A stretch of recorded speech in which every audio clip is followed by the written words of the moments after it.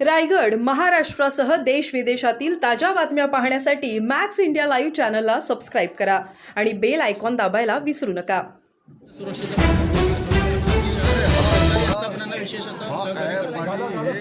हा ॲप आणि हे पोस्टर हे सर्वांच्यासाठी आहे. त्याच्यासोबतच शालेय शिक्षण पातळीवरची पर्टिक्युलर या विषयाच्या संदर्भातली सावित्री ही जी समिती आहे त्या समितीलाही स्ट्रेंथन त्या ठिकाणी केलं जाईल, त्या समितीलाही शक्तिमान केलं जाईल. सर, शाळेत सोडणाऱ्या ज्या बसेस असतात, बसेसमध्ये ड्रायव्हर असेल, कंडक्टर असतील किंवा इतर असतील, मला वाटतं की अगदी त्या शाळेच्या बसेसपासून त्या शाळेंमध्ये CCTV बसवण्याच्यापासून स्वच्छतागृह आहेत त्यांच्यापासून याचा एक संपूर्ण आराखडा विभागाच्या वतीने अजून तयार केला जातो आहे आणि येणाऱ्या काळामध्ये या संदर्भातला प्रारूप तयार करून त्याची अंमलबजावणी केली जाईल सर. आणि जेणेकरून अशा घटना घडणार नाही. मग शिक्षकांचंही प्रबोधन, त्याच्यासोबतच विद्यार्थ्यांचंही प्रबोधन, ज्याला आपण गुड टच बॅड टच बोलतो, त्याच्यासोबतच एकंदरीत नागरिकांचं पण प्रबोधन आपल्याला करावं लागेल. सर, तुम्ही कृषी मंत्री देखील या राज्याचे राहिलेले आहात, परंतु भाजपचे आमदार सुरेश धस हे सातत्यानं धनंजय मुंडेंवरती आरोप लावतात. धनंजय मुंडेंनी तत्कालीन कृषी मंत्री असताना कृषी खात्यात खूप मोठा भ्रष्टाचार केला आहे आणि त्या सगळ्या संदर्भाची मागणी त्यांनी पत्राद्वारे या विषयाच्या संदर्भात माहिती नाही. मला वाटतं की माहिती घेतल्याशिवाय बोलणं उचित होणार. नाशिकचे पालकमंत्री पदाचा वाद अजूनही आता झालाय ना बाबा, किती वेळेस तोच विषय आहे. ठरवलं नाही या संदर्भातले सर्वस्वी अधिकार माननीय मुख्यमंत्री महोदय, माननीय उपमुख्यमंत्री महोदयांचे आहेत. ते चर्चा करतील, त्यांना जे योग्य वाटतं तो निर्णय करतील. त्या निर्णयाची अंमलबजावणी करणं कार्यकर्ता म्हणून जबाबदारी आमची राहील.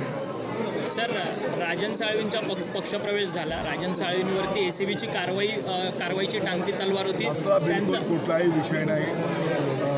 मला वाटतं की आपण सर्वांनी पण बघितलेलं आहे, काही महिन्यांच्यापासून त्यांच्या मनामध्ये सारख्या काही भावना होत्या आणि शेवटी हिंदू हृदय सम्राट शिवसेना प्रमुख माननीय बाळासाहेब ठाकरे साहेबांचे हिंदुत्वाचे, राष्ट्रीयत्वाचे विचार जिथे आहेत त्या ठिकाणी त्यांनी प्रवेश माननीय शिवसेनेचे मुख्य नेते एकनाथजी शिंदे साहेबांच्या नेतृत्वाखाली शिवसेनेमध्ये प्रवेश घेतलेला आहे. वैभव नाईकांवरती देखील हिंदी में सर रिलीफ फंड के बाद नया DCM के भी कोऑर्डिनेशन कमेटी स्थापन हुई है.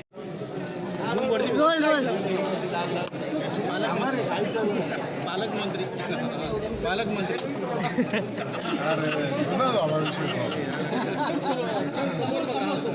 सर इकडे बोला. आजच्या कार्यक्रमाबद्दल थोडक्यात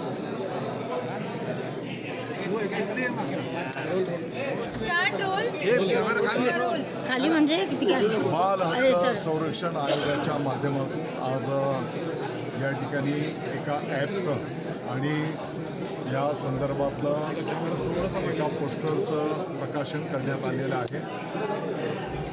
उपसभापती विधान परिषद आदरणीय नीलमताई गोऱ्हे, आयोगाच्या सन्माननीय अध्यक्ष महोदया, त्याच्यासोबतच आयोगाचे सर्व सन्माननीय सदस्य, सेवाभावी संस्था आणि पत्रकार बांधव, त्यांच्यासोबतच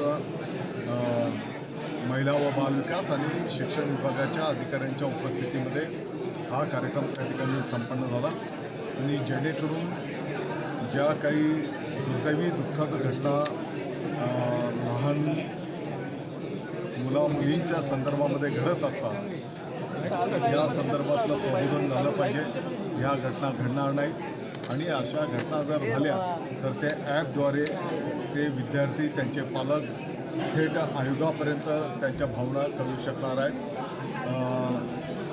पोस्टरच्या माध्यमातून त्या ठिकाणी नागरिकांचं पण प्रबोधन संपन्न होणार आहे. खाजगी शाळा एकनाथ शिंदेंनी कोऑर्डिनेशन रूम स्थापन केलं तर मुख्यमंत्र्यांचं वॉर रूम आहे. मुख्यमंत्र्यांची मला वाटतं की या संदर्भातला स्वतः उपमुख्यमंत्री महोदय एकनाथजी शिंदे साहेबांनी खुलासा केलेला आहे. हे कुठलेही पॉवर सेंटर नाहीत. शिवसेनेचे जे मंत्री आहेत त्या मंत्र्यांच्या विभागाचा आढावा घेणं, त्या माध्यमातून समन्वय साधणं, अनेक शिवसेनेचे जे आमदार आहेत त्यांच्या भागातले जे काही मोठे प्रकल्प आहेत त्या प्रकल्पांचा संवाद साधण्याच्यासाठी तो कक्ष आहे आणि हा खुलासा स्वतः उपमुख्यमंत्री महोदयांनी केलेला आहे. ठाकरेंच्या शिवच्या वेळी शाळा बोलण्याच्या वेळी तुम्ही बोला की पोलिसांची नजर असणं गरजेचं आहे.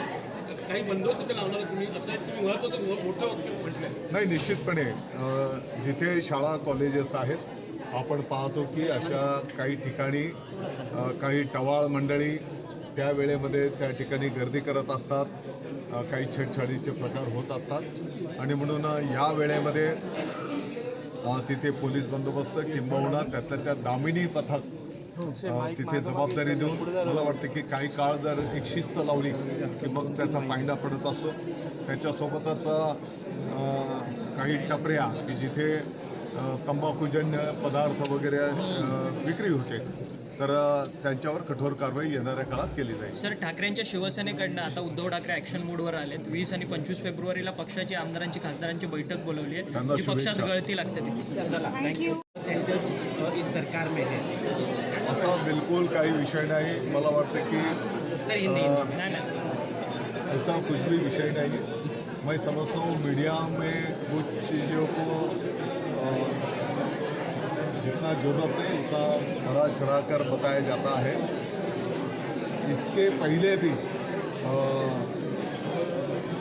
श्रीकांत शिंदे फाउंडेशन के माध्यम से महाराष्ट्र के हजारों लाखों जो पेशेंट हैं उनको सहयोग किया गया था और ये माध्यम से ये तो शिंदे साहब का ड्रीम प्रोजेक्ट है. तो इसके माध्यम से महाराष्ट्र में किसी को अगर ज़रूरत पड़ती है मदद की तो उसमें वो माध्यम से मदद होगी. लेकिन महात्मा फुले जन आरोग्य योजना के तहत कई पेशेंट से उनको मदद नहीं मिल रही थी. बरोबर है, वो भी है.